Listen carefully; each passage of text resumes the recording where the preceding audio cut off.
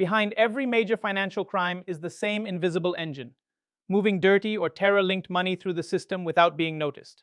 In this course, you'll see how that movement actually works, and how effective AML and CFT professionals detect, stop, and report it in practice. Money laundering and terrorist financing are closely related, but they're not the same risk. In money laundering, the funds start dirty, and the goal is to make them appear clean. Criminal proceeds enter the system, circulate through it, and then return to the criminal as legitimate assets. With terrorist financing, the goal is to fund attacks or organizations. The money can be clean or dirty. The flows are usually more linear, often smaller in value, but they can be operationally critical. Money laundering typically follows a three-stage journey. First, placement. Criminals inject illicit cash into the financial system, for example through cash deposits, cash-heavy businesses, or fiat to crypto trades.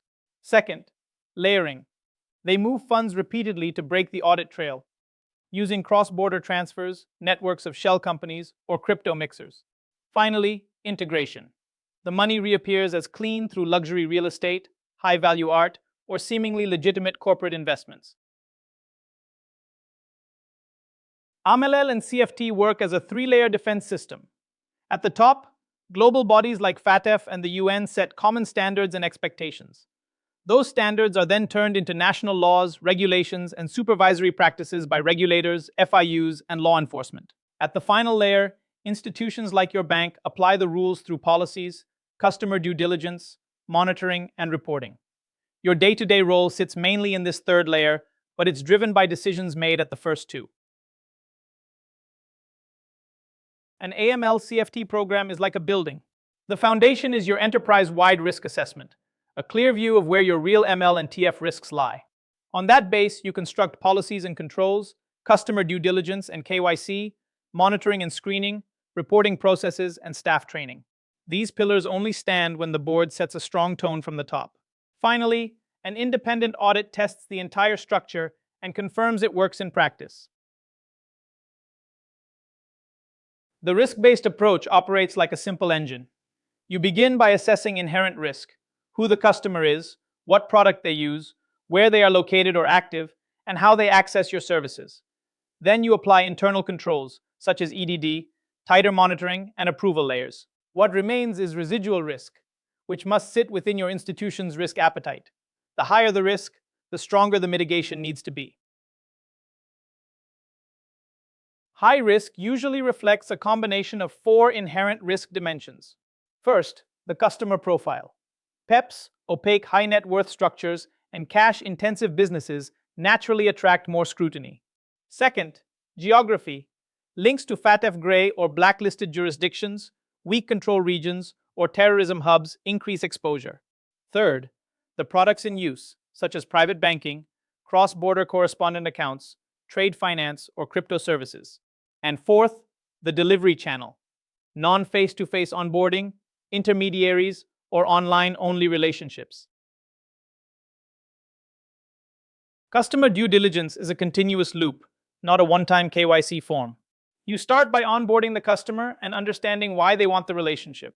You then verify who they are using reliable, independent sources. Next, you assess their money laundering and terrorist financing risk, which sets how intense the monitoring should be. Over time, you monitor transactions and adverse media. Periodic reviews refresh KYC, and if the risk moves outside appetite, you may need to exit the relationship. SDD, CDD, and EDD are like gears you shift between based on risk. Simplified due diligence applies to clearly low-risk situations, so you collect less information and can verify over a longer time frame. Standard CDD is the default. Full identification, understanding the customer's business, and confirming beneficial owners.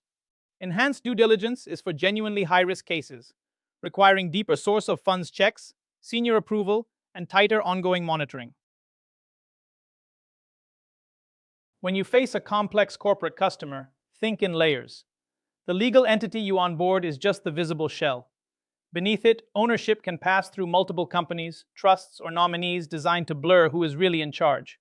Your task is to reach the core, the natural person who ultimately owns or controls the structure. Use your jurisdiction's ownership and control thresholds.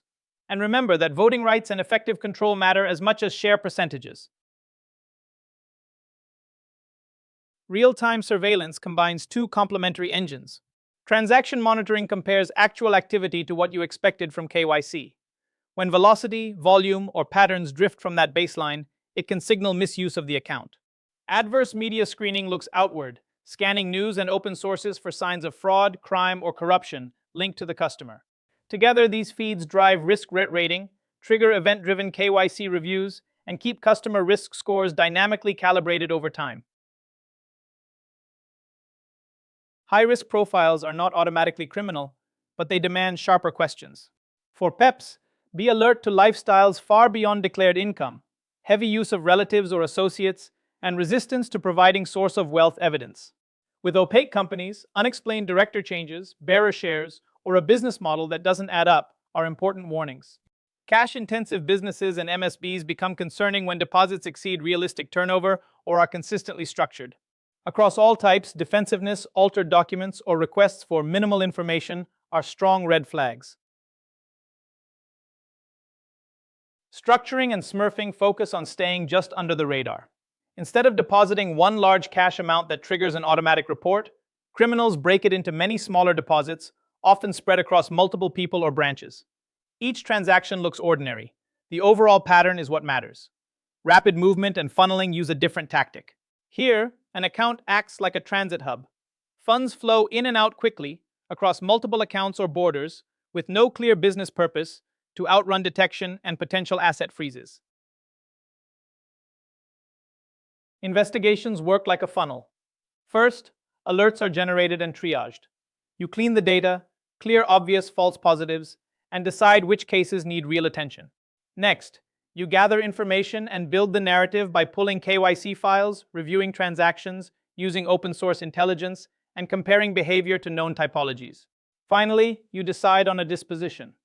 Close the case if the activity is explainable, continue monitoring if it remains unclear, or escalate and prepare a SAR or STR when suspicion is reasonable.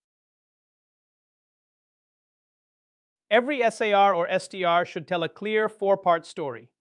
Begin with context, who the customer is and what normal looks like for them.